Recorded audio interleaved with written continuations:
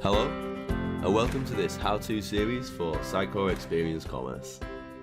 My name's Rob Earlham, and I'm a technical evangelist with Sitecore. And in this series, we're going to take you through some of the day-to-day activities you're going to be performing as merchandisers or marketers using Sitecore Experience Commerce.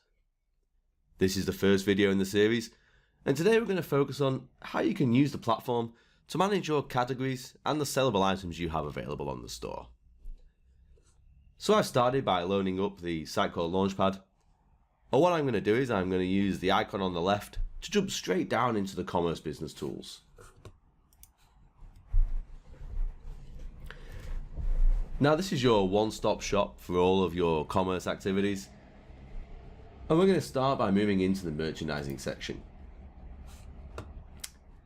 In here, you can now see all of your catalogs that you have configured on the site. So we're going to start by loading up the Habitat Master Catalog. And what I want to do for this example is add some new luxury headphones to the site. But on top of that, I'm also going to create a new category to store them in. So that's what we'll do first. Now we've loaded up the Habitat Master Catalog, we can scroll down and see the categories that are configured.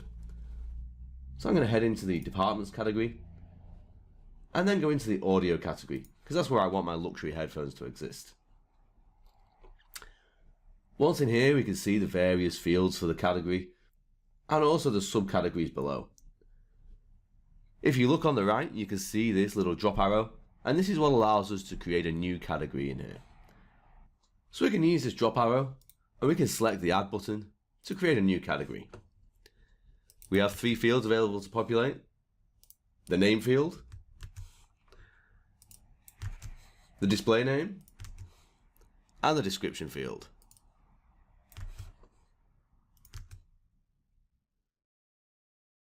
You click the blue tick, and then we're done. We can see the new luxury headphones category listed below. So let's jump into there and see what we've got. Here we can see the various fields we populated earlier. And if you look down at the bottom, you can also see the section which displays the sellable items contained with there. Obviously, as we've just created this category, this is empty for now. But let's go ahead and add on new products. Once more, you can see the down arrow on the right, and this is what allows us to add new sellable items into the category. So if we click on there, we can use the Add Sellable Item button. Just as before, we get a pop-up which allows us to populate the key fields for the product. So let's go and fill those in. We start off with a product ID. We have the product name and its display name. We have the description, and we have the brand and manufacturer. Down at the bottom, you'll also notice we have a tags field. How you interact with this is you start free typing the text for your tag. And when you're finished, just hit the enter key and that will confirm it. So let's add a couple in here. Once more, we can use the blue tick to confirm that. And if we look at the bottom here, we can now see our sellable items being added to the category.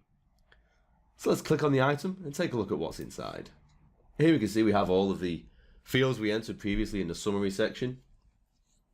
We also have our entity version here, and you can see this is version 1 of the product as we've just created it, and this also has its published value set to false, and that's because it hasn't been pushed through workflow yet, because we're still editing its details. So let's scroll down. The first thing I want to do is add a couple of variants, because we have these headphones available in both black and silver varieties. Once more, very similar to how we did this before, you get a field which allows you to populate the key fields. So we've added the variant ID. Let's populate the name. In this case, this is going to be the black variant, and the display name is going to be the same. We can now jump into the variant and start to populate some fields on here. I'm going to start by setting a list price.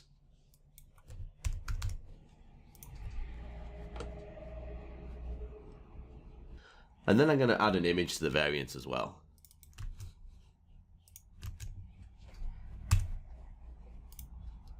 The final thing we need to do here is to set the display properties. And this allows you to set what defines the differences between the different variants. In this case, it's going to be the color. So I'm going to go in here, and I'm going to enter black.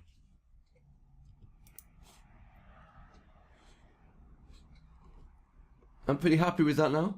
So we can return back to the product and add the next variant in for the silver version. Once again, we use the menu on the right and select the Add Sellable Item variant option. We again populate the key fields. Now we can jump into the silver one and perform a similar action. We're going to set the list price. These are the same, it's only the colour that differences in this case. We're going to choose an image again.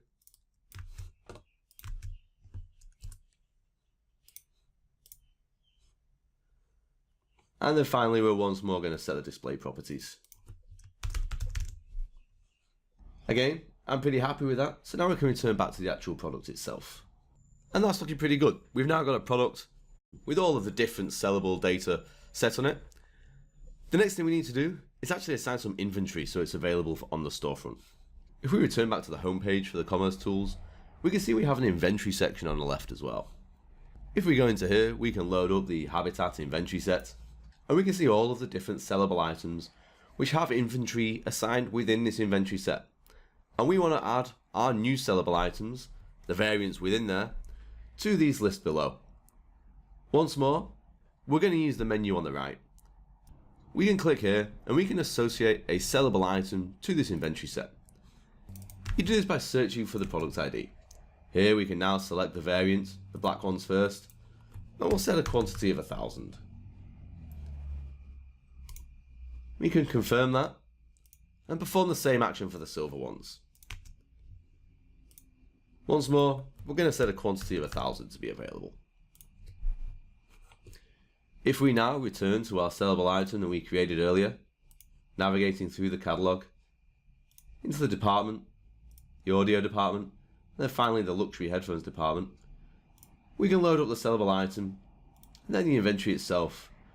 If we go down to the bottom, we can see the inventory set's now displayed and there's 1,000 units available for this item. So I'm pretty happy with everything here. The last thing we need to do now is to push this through workflow. And if you look at the summary panel at the top, again you can see a similar right hand drop down available. If we click on here, we have the Promote to Next Workflow State option. Clicking on this allows us to move the item along through the workflow that's been defined. We're going to submit it as a draft. And then the final thing we're going to do is we're going to approve the changes as well. The first thing you should notice now is in the Entity Versions section, the publish value is now set to true. That means that this product is now available and displayed on the storefront. So let's hop over there and take a look at it. First of all, I've jumped back to the Sitecore Launchpad and I'm going to load up the content editor.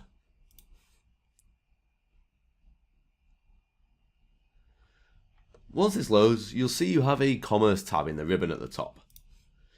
If you select that, you'll find an option to refresh the Commerce cache. What this does is, this pulls in all the data from the Commerce engine for the products again, and removes any caches that might exist, allowing our new sellable item to appear on the storefront. So let's dive over to the storefront itself, and we're going to start by just searching for the word luxury, which should bring up the new headphones we've added. Here we can see them listed on the product listing page, and we can jump into the detail page.